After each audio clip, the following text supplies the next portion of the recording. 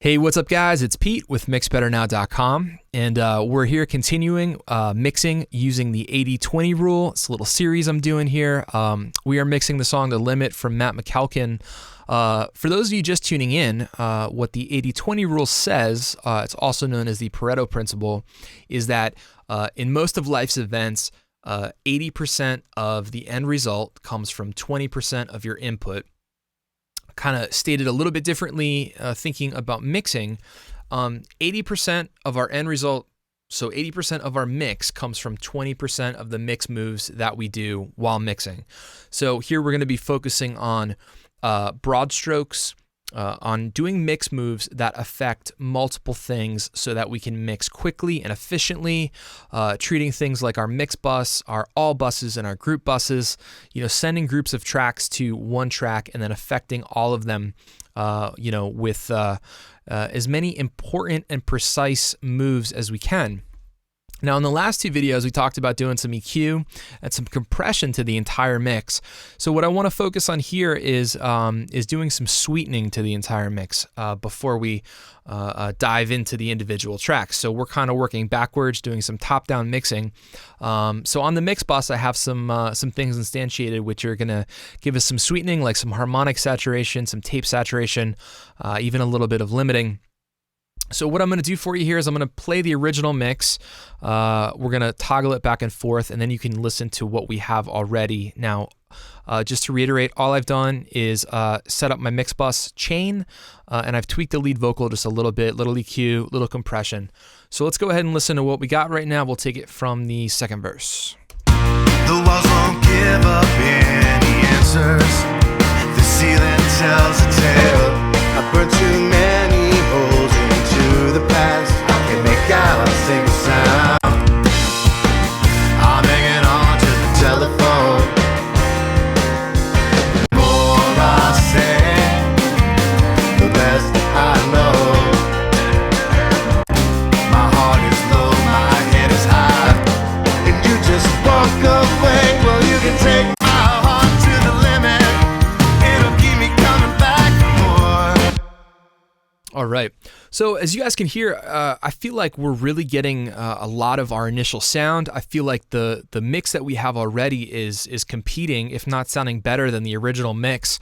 One thing that I'm hearing in the original mix is a lot of the low mids kind of are muddying things up, are making the mix sound a little bit boxy.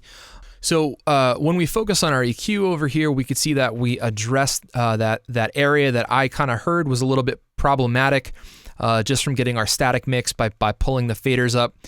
We took out some of that muddiness around 500, as well as doing some filtering on the low end and boosting some of the highs. Now, I'm not going to get into those things. We already talked about them in the last two videos.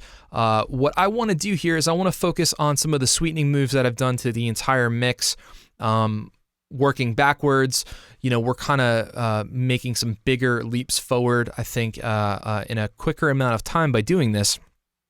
So the first thing I want to pull up here is I'm sending everything to the Slate VCC.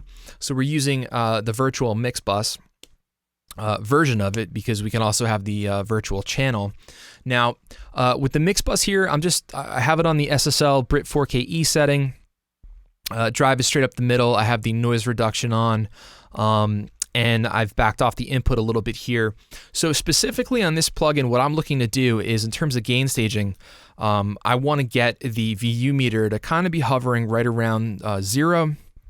If not, I'd like it to be, on snare hits and bigger transients, it's okay if they poke into the red here, but I really want the average level of this plugin to be hitting around 0. So let's check out where we're at. The walls won't give up any answers. The ceiling tells a tale. I burned too many holes into the past. I typically use this in just about every mix. It stays in my template. I really like it. I typically use it all the time. As we discussed in the last video, it's then going to hit my first compressor, which is the UAD SSL. Then we get to our first piece of what I would call sweetening in the MixBus chain. that is going to leave a sonic imprint on the entire mix. This is what I would use to describe as a color box for me. Now, this is the Slate Digital VBC rack. It's basically 3 compressors in one. We have the FG Gray, the FG Red, and the FG Mu. Now, I'm only using the first 2. I have the FG Mu off because it imparts a bit of a 1K, 2K bump, like something like a 2K boost. And I don't really like it on this particular mix. The FG Mu for me will either be on or off, depending on the session, depending on how the tracks sound. I'll just kind of toggle this in so you can hear what I mean. The walls won't give up any answers. The ceiling tells a tale. I burned too many holes into the past. I can't make out a single sound. So it just kind of adds a bit of presence that I just personally don't feel like we need on the MixBus in this mix. It's a taste thing for sure, but I'm not doing any compression with this thing. This is purely a color box. I'm using it for the tonal qualities it has, for the emulation of things like their transformers and the tubes. We don't have the FG Mu on, so there are no tubes, but definitely getting some of that transformer love from this. And the only thing I'm doing here is I'm using the drive knob on the FG Red for a little bit of harmonic saturation here. Have it set to 3.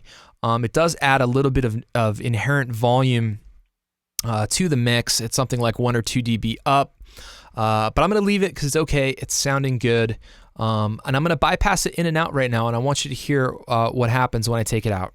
The walls won't give up any answers. The ceiling tells a tale. I burned too many holes into the past. I can't make out a single sound. I'm hanging on to the telephone. So right there, I feel like we're just getting a little bit of that harmonic excitement, and we're getting a little bit of brightness, as well as a little bit of tightening to the bottom end. I love what this thing does. As I showed you guys in the first video, I'm using the Brainworks EQ here in mid-side mode. But then we get to our next piece of sweetening gear. Now, I realize this is an EQ. This is the UAD Pultec EQ P1A. 9 times out of 10, I will just have this in my chain, very much like the VBC rack. Just to pass audio through it, because I really love what the emulation of the transformers and the tubes does to the mix.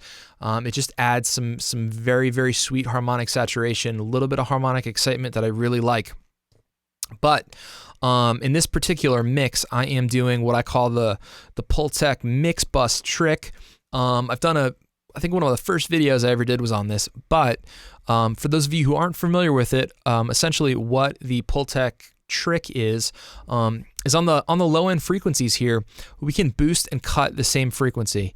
So we have 20, 30, 60, and 100 hertz. We have a boost knob and attenuation knob, which is essentially just cutting, attenuate, cut. We have our bandwidth here, which is our Q.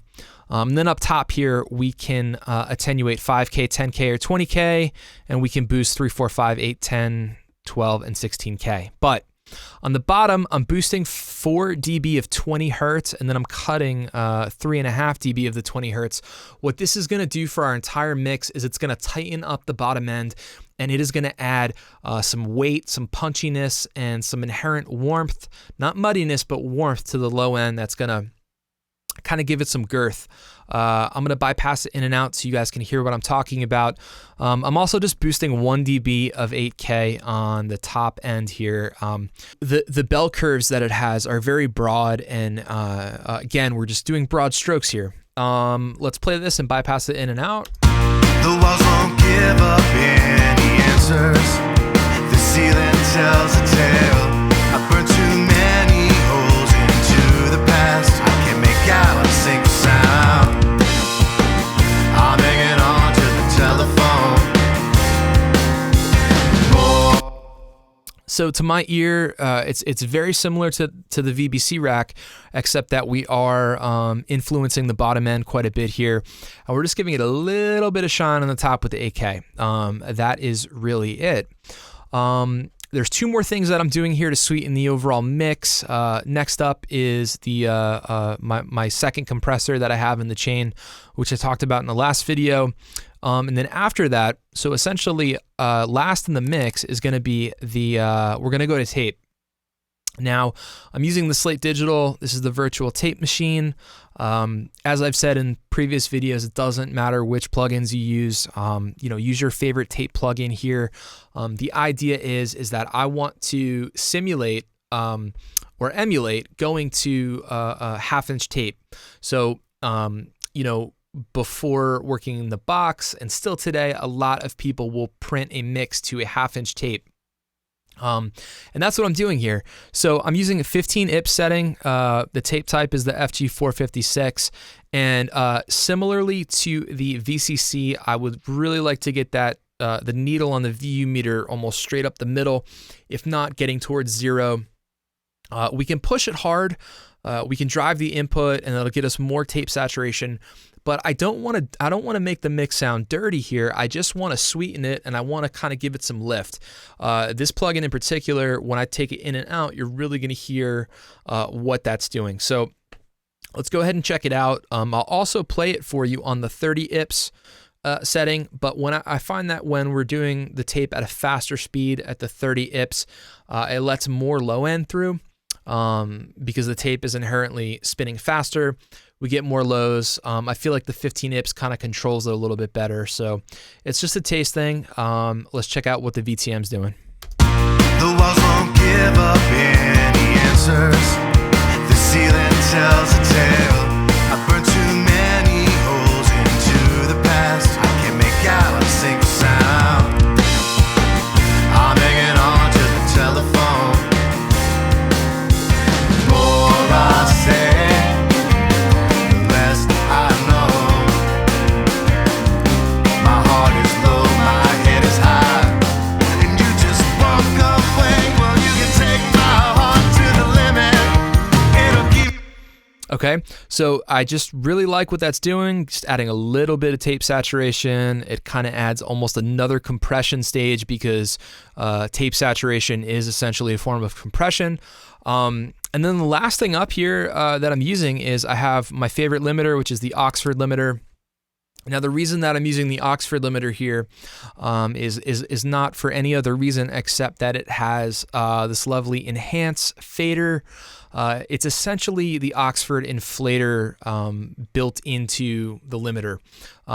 For those of you who are familiar with that plugin, what the Oxford inflator is it's a harmonic exciter.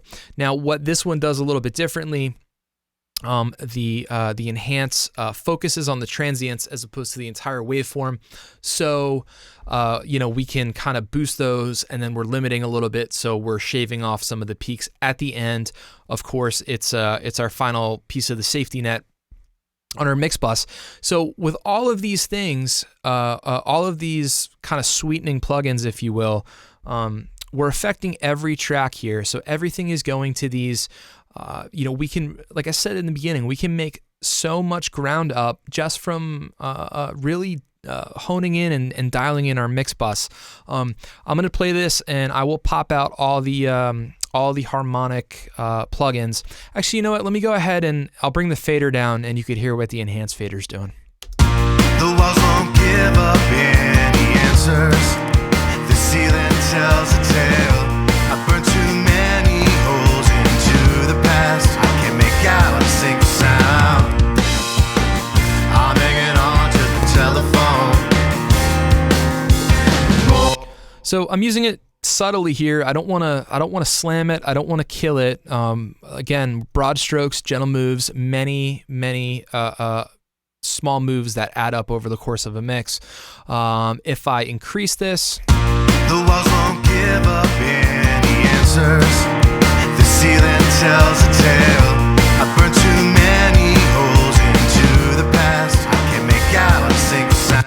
so you can hear what that's doing there. It just really sweetens it up, and it just gives us a little bit more harmonic saturation. I'm going to pop all of these in and out. So we have the VCC, we have the VBC, the Pultec, and the tape and the limiter here.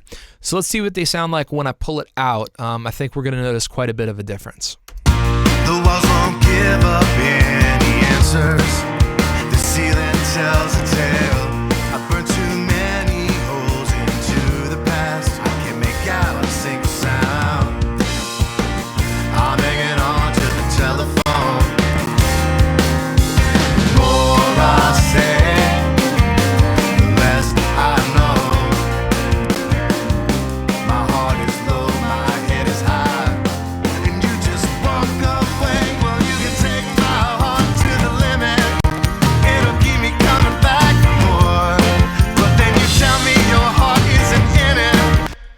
So pretty big difference, right? I mean, it's really doing a lot to the mix. It's getting us quite a ways there, and we haven't touched any individual tracks yet except for the lead vocal. Just to kind of sum this up, what I'm going to do is I'm going to bypass the entire MixBus here so you can hear everything that we're doing. This is going to be the last video addressing the MixBus. I have this MixTool plugin inserted here just to kind of level match it a little bit better. I think what the harmonic sweetening plugins are doing is they're adding a little bit of volume here. So what I'm going to do is that when I bypass it, I'm going to engage the mix tool so that we can get a closer volume match. All right, so let's check this out. The walls won't give up any answers. The ceiling tells a tale. I burned too many holes into the past. I can't make out a single sound. I'm hanging on to the telephone. The more I say, the less I know. My heart is low, my head is high, and you just walk away. Well, you can take my heart to the limit. It'll keep me coming back for more. But then you tell me your heart isn't in it. A different story than you saw before. I know you know the difference between the colors and the sound. But I All right, so again, it's a pretty big difference, very noticeable in my opinion. As I said in the first video, I feel like I can get about 50% of my overall mix sound from what I do on my MixBus alone. So all right, so that is explaining the rest of the MixBus using the 80-20 rule. These are the harmonic saturation, tape saturation, a little bit of limiting, just kind of some of the sweetening that I do on my MixBus. So in the next video, we're going to start working backwards even more. We'll take a look at what I call my all buses. I'll explain my routing. We can take a look at how I have the mix set up, and then we can keep mixing The Limit by Matt McKelkin. If you guys haven't already, please do me a favor. Please hit subscribe, please hit like, and please click on the link in the bottom in the comment section. I'll also put a link in the bottom left-hand corner of the screen. When you sign up for my email list, I will send you my free swag bag full of all kinds of goodies like free mix templates, free multi-track sessions, free Bricasti reverb impulse responses, free drum samples. So there's a lot of good free stuff in there. I hope you check it out. Okay, so that's it for me. Again, my name is Pete with MixBetterNow.com. As always, I appreciate you guys watching. I hope you guys have a great day, and I'll catch you next time.